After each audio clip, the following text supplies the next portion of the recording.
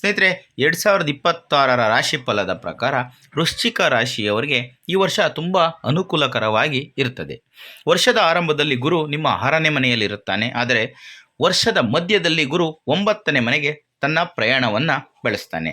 ಈ ಸಂದರ್ಭದಲ್ಲಿ ನಿಮಗೆ ಶುಭ ಪ್ರಭಾವವನ್ನು ಬೀರ್ತಾನೆ. ಆದರೆ ಈ ವರ್ಷ ರಾಹು 4ನೇ ಮನೆಯಲ್ಲಿ ಮತ್ತು ಕೇತು 10ನೇ ಮನೆಯಲ್ಲಿ ಸಾಕ್ತಾರೆ.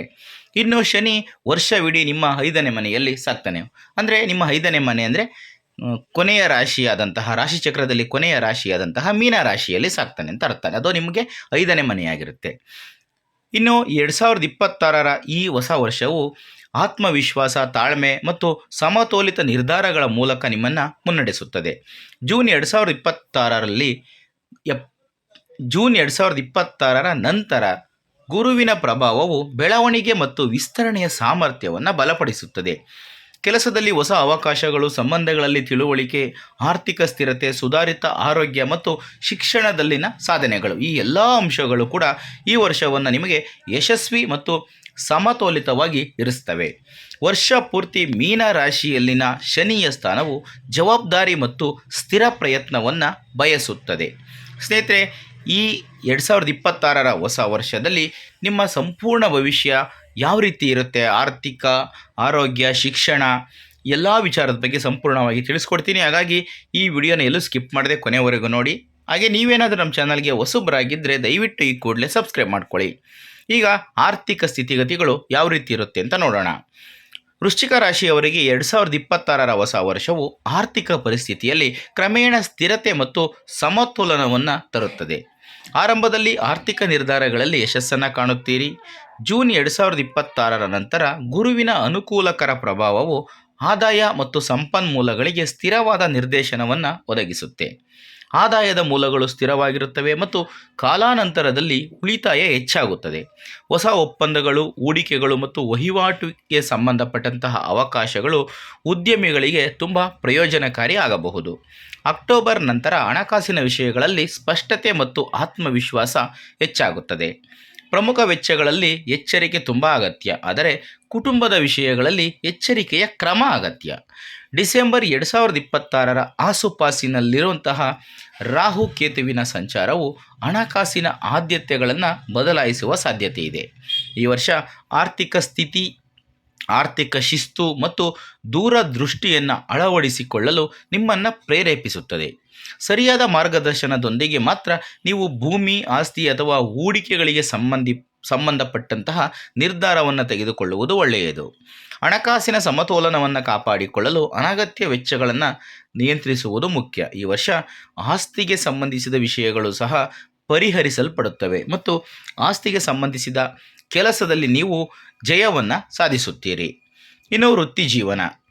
ಈ 2026ರ ಹೊಸ ವರ್ಷದಲ್ಲಿ ವೃಶ್ಚಿಕ ರಾಶಿಯವರಿಗೆ ವೃತ್ತಿ ಜೀವನದಲ್ಲಿ ಸಾಧನೆಗಳನ್ನು ಮಾಡುವಂತಹ ಸಮಯ ಬರುತ್ತೆ. ನಿಮ್ಮ ಕೆಲಸದ ನೀತಿ ಮತ್ತು ಪ್ರಾಮಾಣಿಕ ಪ್ರಯತ್ನಗಳು ನಿಮ್ಮ ಮೇಲಧಿಕಾರಿಗಳ ವಿಶ್ವಾಸವನ್ನು ಪಡೆಯಲು ಸಹಾಯ ಮಾಡುತ್ತವೆ. ಜೂನ್ 2026ರ ನಂತರ ಕಟಕ ರಾಶಿಯಲ್ಲಿ ಗುರುವಿನ ಪ್ರಭಾವವು ನಿಮ್ಮ ಬೆಳವಣಿಗೆ ಮತ್ತು ಸಹಯೋಗಕ್ಕೆ ಅವಕಾಶಗಳನ್ನು ಹೆಚ್ಚಾಗುವಂತೆ ಮಾಡುತ್ತದೆ. ಹೊಸ ಅವಕಾಶಗಳು ತೆರೆದುಕೊಳ್ಳುತ್ತವೆ ಮತ್ತು ನಿಮ್ಮ ಸಾಮರ್ಥ್ಯವನ್ನು ಗುರುತಿಸುವ ಜನರ ಸಂಖ್ಯೆ ಹೆಚ್ಚಾಗುತ್ತದೆ. ವರ್ಷದ ಮಧ್ಯದಲ್ಲಿ ಶನಿಯ ಪ್ರಭಾವವು ಕೆಲವು ನಿಧಾನಗತಿಗಳಿಗೆ ಕಾರಣವಾಗಬಹುದು. ವ್ಯವಹಾರದಲ್ಲಿ ಇರುವವರಿಗೆ ಈ ವರ್ಷವು ವ್ಯವಹಾರ ವಿಸ್ತರಣೆ, ಹೊಸ ಸಂಪರ್ಕಗಳು ಮತ್ತು ಪ್ರಾಯೋಗಿಕ ನಿರ್ಧಾರಗಳಿಂದ ಪ್ರಯೋಜನಗಳನ್ನು ತರುತ್ತೆ. ಉದ್ಯೋಗಗಳನ್ನು ಬದಲಾಯಿಸಲು ಅಥವಾ ಹೊಸ ಉದ್ಯೋಗವನ್ನು ಹುಡುಕಲು ಬಯಸುತ್ತಿರುವವರು ವರ್ಷದ ಮಧ್ಯಭಾಗವನ್ನು ಅತ್ಯುತ್ತಮ ಮತ್ತು ಯಶಸ್ವಿ ಎಂದು ಅಂದುಕೊಂಡು ಆ ಸಂದರ್ಭದಲ್ಲಿ ಪ್ರಯತ್ನ ಪಡುವುದು ಒಳ್ಳೆಯದು. ಪಾಲುದಾರಿಕೆ ವಿಷಯಗಳಲ್ಲಿ ಸಮತೋಲನವನ್ನು ಕಾಯ್ದುಕೊಳ್ಳುವುದು ತುಂಬ ಮುಖ್ಯ. ಅಕ್ಟೋಬರ್ ನಂತರ ಗುರುವಿನ ಸಿಂಹ ರಾಶಿ ಪ್ರವೇಶವು ನಿಮ್ಮ ನಾಯಕತ್ವದ ಸಾಮರ್ಥ್ಯಗಳನ್ನು ಹೆಚ್ಚಿಸುತ್ತದೆ. ನೀವು ಅದರಿಂದ ಪ್ರಯೋಜನವನ್ನು ಪಡೆಯುತ್ತೀರಿ. ಯಾವುದೇ ಕೆಲಸವನ್ನು ಪ್ರಾರಂಭಿಸುವ ಮೊದಲು ವಿವರವಾದಂತಹ ಯೋಜನೆಯನ್ನು ರೂಪಿಸುವುದು ತುಂಬ ಪ್ರಯೋಜನಕಾರಿ. ಈ ಸಮಯ ನಿಮ್ಮ ಕೌಶಲ್ಯಗಳನ್ನು ಹೆಚ್ಚಿಸಲು, ಹೊಸ ವಿಷಯಗಳನ್ನು ಕಲಿಯಲು ಮತ್ತು ಕೆಲಸದ ಸವಾಲುಗಳನ್ನು ತಾಳ್ಮೆಯಿಂದ ನಿರ್ವಹಿಸಲು ನಿಮ್ಮನ್ನು ಪ್ರೇರೇಪಿಸುತ್ತದೆ. ಇನ್ನು ವೈವಾಹಿಕ ಜೀವನ. ಈ ವರ್ಷ ನಿಮ್ಮ ವೈವಾಹಿಕ ಜೀವನವು ತುಂಬ ಉತ್ತಮವಾಗಿರುತ್ತದೆ. ಆದರೆ ಸಣ್ಣ ಪುಟ್ಟ ವಿಷಯಗಳಿಗೆ ಸಂಗಾತಿಯೊಂದಿಗೆ ವಿವಾದಗಳು ಸಹ ಕಂಡುಬರುತ್ತವೆ. ಆದರೆ ನಿಮ್ಮಿಬ್ಬರ ನಡುವಿನ ಪ್ರೀತಿ ಕೂಡ ಹೆಚ್ಚಾಗಿರುತ್ತದೆ. ಆ ಸಮಯದಲ್ಲಿ ನೀವು ಪರಸ್ಪರ ಪೂರಕವಾಗಿರುತ್ತೀರಿ. ಇಬ್ಬರ ನಡುವೆ ಕೆಲವು ರೀತಿಯ ತಪ್ಪು ತಿಳುವಳಿಕೆಗಳು ಉಂಟಾಗಬಹುದು. ಅಂತಹ ಪರಿಸ್ಥಿತಿಯಲ್ಲಿ ಆ ತಪ್ಪು ತಿಳುವಳಿಕೆಯನ್ನು ತಕ್ಷಣವೇ ತೆಗೆದುಹಾಕಿ ನಿಮ್ಮ ಮಕ್ಕಳಿಂದ ನಿಮಗೆ ಗೌರವ ಸಿಗುತ್ತದೆ ಮತ್ತು ಅವರ ಮೇಲಿನ ನಿಮ್ಮ ಆಕರ್ಷಣೆ ಹೆಚ್ಚಾಗುತ್ತದೆ. ನೀವು ನಿಮ್ಮ ಮಕ್ಕಳೊಂದಿಗೆ ಅಮೂಲ್ಯವಾದ ಸಮಯವನ್ನು ಕಳೆಯುತ್ತೀರಿ. ನಿಮ್ಮ ವೈವಾಹಿಕ ಜೀವನವನ್ನು ಮಧುರವಾಗಿಸಲು ನೀವು ಬಯಸುವುದೇ ಆದರೆ ನೀವು ಕೆಲವು ವಿಷಯಗಳನ್ನು ಕಾರ್ಯಗತಗೊಳಿಸಬೇಕು. ಏನೆಂದರೆ, ನಿಮ್ಮ ಸಂಗಾತಿಯೊಂದಿಗೆ ವಾದ ಮಾಡುವುದನ್ನು ತಪ್ಪಿಸಬೇಕು, ಅವರ ಭಾವನೆಗಳನ್ನು ಅರ್ಥ ಮಾಡಿಕೊಳ್ಳಬೇಕು ಮತ್ತು ಅವರ ಅಗತ್ಯತೆಗಳನ್ನು ಪೂರೈಸಬೇಕು. ಯಾವುದೇ ರೀತಿಯ ವಿವಾದಗಳು ಇದ್ದರೆ ಅದನ್ನು ಮಾತುಕತೆಯ ಮೂಲಕ ಪರಿಹರಿಸಿಕೊಳ್ಳಬೇಕು. ಆವಾಗ ನಿಮ್ಮ ಜೀವನ ಸುಖಮಯವಾಗಿರುತ್ತದೆ. ಅದಕ್ಕಿಂತ ಮುಖ್ಯವಾಗಿ ನಿಮ್ಮ ಜೀವನ ಸಂಗಾತಿಯನ್ನು ಅನುಮಾನಿಸಬೇಡಿ ಮತ್ತು ಅವಮಾನಿಸಬೇಡಿ. ಇನ್ನು ಪ್ರೇಮ ಜೀವನ, ಪ್ರೀತಿ ಮತ್ತು ಕುಟುಂಬ ಜೀವನದ ವಿಷಯದಲ್ಲಿ ವೃಶ್ಚಿಕ ರಾಶಿಯವರಿಗೆ 2026 ತುಂಬ ಉತ್ತಮವಾದಂತಹ ವರ್ಷ. ಸಂಬಂಧಗಳು ಸಾಮರಸ್ಯದಿಂದ ಬೆಳೆಯುತ್ತವೆ ಮತ್ತು ಪರಸ್ಪರ ನಂಬಿಕೆ ಬಲಗೊಳ್ಳುತ್ತದೆ. ನೀವು ಸಂಪ್ರದಾಯಗಳು ಮತ್ತು ನಿಯಮಗಳ ಬಗ್ಗೆ ಗಮನವನ್ನು ಹರಿಸುತ್ತೀರಿ. ನಿಮ್ಮ ಆಲೋಚನೆಗಳು ಮತ್ತು ನಡವಳಿಕೆಯು ಸಕಾರಾತ್ಮಕ ಬದಲಾವಣೆಯನ್ನು ಅನುಭವಿಸುತ್ತದೆ. ಇದರಿಂದ ನೀವು ಹೆಚ್ಚು ಗಂಭೀರವಾಗಿ ಕಾಣುತ್ತೀರಿ. ಜೂನ್ 2026 ನಂತರ ಗುರುವಿನ ಪ್ರಭಾವವು ಭಾವನಾತ್ಮಕ ಸ್ಪಷ್ಟತೆಯನ್ನು ಹೆಚ್ಚಿಸುತ್ತದೆ. ಹಳೆಯ ಭಿನ್ನಾಭಿಪ್ರಾಯಗಳು ಬಗೆಹರಿಯುತ್ತವೆ ಮತ್ತು ಪರಸ್ಪರ ಅರ್ಥ ಮಾಡಿಕೊಳ್ಳುವ ನಿಮ್ಮ ಸಾಮರ್ಥ್ಯ ಹೆಚ್ಚಾಗುತ್ತದೆ. ಪ್ರೀತಿಯಲ್ಲಿ ಸ್ಥಿರತೆಯನ್ನು ಬಯಸುವವರಿಗೆ ಈ ಸಮಯವು ಸಕಾರಾತ್ಮಕ ಫಲಗಳನ್ನು ತರುತ್ತದೆ. ವರ್ಷವಿಡೀ ಮೀನ ರಾಶಿಯಲ್ಲಿರುವಂತಹ ಶನಿಯ ಸ್ಥಾನವು ನಿಮ್ಮ ಸಂಬಂಧಗಳಲ್ಲಿ ಜವಾಬ್ದಾರಿ ಮತ್ತು ಗಂಭೀರತೆಯನ್ನು ಕಾಯ್ದುಕೊಳ್ಳುತ್ತೆ. ಅವಿವಾಹಿತ ವ್ಯಕ್ತಿಗಳಿಗೆ ಮದುವೆಯ ಅವಕಾಶಗಳು ಉದ್ಭವಿಸುತ್ತವೆ.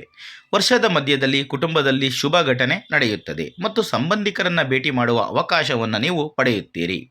ನಿಮ್ಮ ಕುಟುಂಬ ಜೀವನದಲ್ಲಿ ನಿಮ್ಮ ಪ್ರಭಾವವು ಹೆಚ್ಚಾಗುತ್ತದೆ. ನಿಮ್ಮ ಗೌರವ ಕೂಡ ಹೆಚ್ಚಾಗುತ್ತದೆ. ಮಕ್ಕಳನ್ನು ಪಡ್ಕೋಬೇಕು ಅಂತ ಬಯಸ್ತಾ ಇರೋರಿಗೆ ಮಕ್ಕಳಾಗುವಂತಹ ಬಲವಾದ ಅವಕಾಶಗಳು ಕೂಡಿ ಬರ್ತವೆ. ಇನ್ನು ಶಿಕ್ಷಣ, ವೃಶ್ಚಿಕ ರಾಶಿಯ ವಿದ್ಯಾರ್ಥಿಗಳಿಗೆ ಶೈಕ್ಷಣಿಕ ಸ್ಪರ್ಧೆಯ ವಿಷಯದಲ್ಲಿ 2026 ವರ್ಷವು ತುಂಬ ಅನುಕೂಲಕರವಾಗಿ ಇರುತ್ತದೆ. ವರ್ಷದ ಆರಂಭದಲ್ಲಿ ನೀವು ನಿಮ್ಮ ಕಠಿಣ ಪರಿಶ್ರಮ ಮತ್ತು ಪ್ರಯತ್ನಗಳನ್ನು ಹೆಚ್ಚಿಸುತ್ತೀರಿ. ಈ ವರ್ಷ ನೀವು ಶಿಕ್ಷಣ ಕ್ಷೇತ್ರದಲ್ಲಿ ಉತ್ತಮ ಯಶಸ್ಸನ್ನು ಸಾಧಿಸುತ್ತೀರಿ. ಜೂನ್ 2026 ಗುರುವಿನ ಪ್ರಭಾವವು ಅಧ್ಯಯನದ ಬಗ್ಗೆ ನಿಮ್ಮ ತಿಳುವಳಿಕೆ ಮತ್ತು ದೃಷ್ಟಿಕೋನವನ್ನು ಹೆಚ್ಚಿಸುತ್ತದೆ. ನಿಮ್ಮ ಕಠಿಣ ಪರಿಶ್ರಮ ಖಂಡಿತವಾಗಿಯೂ ನಿಮಗೆ ಫಲವನ್ನು ತಂದುಕೊಡುತ್ತೆ. ನೀವು ನಿಮ್ಮ ಶೈಕ್ಷಣಿಕ ಕ್ಷೇತ್ರದಲ್ಲಿ ಉತ್ತಮ ಪ್ರಗತಿಯನ್ನು ಸಾಧಿಸುತ್ತೀರಿ. ಜನವರಿ 2026 ಪ್ರಾರಂಭಿಸಿ ವರ್ಷವಿಡೀ ಮೀನ ರಾಶಿಯಲ್ಲಿರುವ ಶನಿಯ ಸ್ಥಾನವು ಶಿಸ್ತು ಮತ್ತು ನಿಯಮಿತ ಅಭ್ಯಾಸದ ಮೇಲೆ ವಿಶೇಷವಾದ ಒತ್ತನ್ನು ನೀಡುತ್ತದೆ. ಸ್ಪರ್ಧಾತ್ಮಕ ಪರೀಕ್ಷೆಗಳಿಗೆ ತಯಾರಿ ನಡೆಸುತ್ತಿರುವ ವಿದ್ಯಾರ್ಥಿಗಳಿಗೆ ಈ ವರ್ಷ ಅವಕಾಶದ ಬಾಗಿಲು ತೆರೆಯುತ್ತದೆ. ಸರಿಯಾದ ಮಾರ್ಗದರ್ಶನ ಮತ್ತು ನಿಯಮಿತ ಅಭ್ಯಾಸದೊಂದಿಗೆ ನೀವು ಉತ್ತಮ ಫಲಿತಾಂಶಗಳನ್ನು ಸಾಧಿಸಬಹುದು. ಉನ್ನತ ಶಿಕ್ಷಣವನ್ನು ಬಯಸುವ ವಿದ್ಯಾರ್ಥಿಗಳು ಸರಿಯಾದ ನಿರ್ದೇಶನ ಮತ್ತು ಹೊಸ ವಿಷಯಗಳಲ್ಲಿ ಹೆಚ್ಚಿನ ಆಸಕ್ತಿಯನ್ನು ಕಂಡುಕೊಳ್ಳಬಹುದು. ಅಕ್ಟೋಬರ್ 2026 ನಂತರ ಗುರುವಿನ ರಾಶಿಚಕ್ರ ಬದಲಾವಣೆಯು ಆತ್ಮವಿಶ್ವಾಸದ ಹೆಚ್ಚಳವನ್ನು ಸೂಚಿಸುತ್ತದೆ. ಇನ್ನು ಆರೋಗ್ಯ, ಈ 2026 ಹೊಸ ವರ್ಷವು ಆರೋಗ್ಯ ಮತ್ತು ಯೋಗಕ್ಷೇಮದ ವಿಷಯದಲ್ಲಿ ವೃಶ್ಚಿಕ ರಾಶಿಯವರಿಗೆ ಸಮತೋಲನ ಮತ್ತು ಸಂಯಮದ ಸಂದೇಶವನ್ನು ಸೂಚಿಸುತ್ತದೆ. ನೀವು ನಿಮ್ಮ ಆರೋಗ್ಯದ ಬಗ್ಗೆ ಜಾಗರೂಕರಾಗಿರಬೇಕು. 2026 ವರ್ಷ ಪೂರ್ತಿ ಮೀನ ರಾಶಿಯಲ್ಲಿ ಶನಿಯ ಪ್ರಭಾವದ ಅಡಿಯಲ್ಲಿ ಶಿಸ್ತು ಮತ್ತು ನಿಯಮಿತ ದಿನಚರಿ ಆದ್ಯತೆಯಾಗಿ ಉಳಿಯುತ್ತದೆ.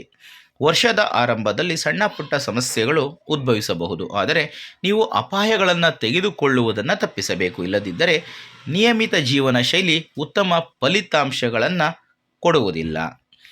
ಮಾನಸಿಕ ಶಾಂತಿಯನ್ನು ಕಾಪಾಡಿಕೊಳ್ಳಲು ಯೋಗ, ಧ್ಯಾನ ಮತ್ತು ಸಕಾರಾತ್ಮಕ ಚಿಂತನೆ ತುಂಬ ಮುಖ್ಯ. ಜೂನ್ 2026 ನಂತರ ಗುರುವಿನ ಪ್ರಭಾವವು ಸುಧಾರಿತ ಮಾನಸಿಕ ಸಮತೋಲನಕ್ಕೆ ಕಾರಣವಾಗುತ್ತದೆ. ನಿಯಮಿತ ವ್ಯಾಯಾಮ ಮತ್ತು ಸಮತೋಲಿತ ಆಹಾರವು ಬಲವಾದ ದೈಹಿಕ ಆರೋಗ್ಯವನ್ನು ಕಾಪಾಡಿಕೊಳ್ಳಲು ಪ್ರಯೋಜನಕಾರಿಯಾಗುತ್ತದೆ. ನೀವು ದೀರ್ಘಕಾಲದ ಸ್ಥಿತಿಯೊಂದಿಗೆ ಹೋರಾಡುತ್ತಿದ್ದರೆ ಈ ವರ್ಷ ಸುಧಾರಣೆಯ ಲಕ್ಷಣಗಳನ್ನು ಕಾಣಬಹುದು. ಅಕ್ಟೋಬರ್ 2026 ನಂತರ ನಿಮ್ಮ ಶಕ್ತಿಯ ಮಟ್ಟಗಳು ಕ್ರಮೇಣ ಹೆಚ್ಚಾಗುತ್ತವೆ. ಹೆಚ್ಚಿದ ಕೆಲಸದ ಹೊರೆಗಳು ಆಯಾಸಕ್ಕೆ ಕಾರಣವಾಗಬಹುದು, ಆದ್ದರಿಂದ ಸಾಕಷ್ಟು ವಿಶ್ರಾಂತಿ ಅತ್ಯಗತ್ಯ. ಬೊಜ್ಜು ಮತ್ತು ಯಕೃತ್ತಿಗೆ ಸಂಬಂಧಿಸಿದ ಸಮಸ್ಯೆಗಳ ಅಪಾಯ ಇರುವುದರಿಂದ ಈ ವರ್ಷ ಕೊಬ್ಬಿನ ಆಹಾರವನ್ನು ಸೇವಿಸುವುದನ್ನು ತಪ್ಪಿಸಬೇಕು. ಈ ಒಂದು ಮಾಹಿತಿ ನಿಮಗೆ ಇಷ್ಟ ಆದರೆ ಈ ವಿಡಿಯೋಗೆ ಒಂದು ಲೈಕ್ ಕೊಡಿ, ಹಾಗೆ ಈ ವಿಡಿಯೋನ ಶೇರ್ ಮಾಡೋದನ್ನು ಯಾವುದೇ ಕಾರಣಕ್ಕೂ ಮರಿಬೇಡಿ. ಇಂಥದ್ದೇ ಮತ್ತಷ್ಟು ಮಾಹಿತಿಗಳಿಗಾಗಿ ನಮ್ಮ ಚಾನಲನ್ನು ಸಬ್ಸ್ಕ್ರೈಬ್ ಮಾಡಿಕೊಂಡು ಪ್ರತಿನಿತ್ಯ ನೋಡ್ತಾ ಇರಿ. ಮುಂದಿನ ವಿಡಿಯೋದಲ್ಲಿ ಮತ್ತೊಂದು ಹೊಸ ರಾಶಿ ಹೊಸ ವಿಷಯದೊಂದಿಗೆ ಸಿಗ್ತೀನಿ. ಎಲ್ರಿಗೂ ಕೂಡ ಒಳ್ಳೆಯದಾಗಲಿ. ಧನ್ಯವಾದಗಳು.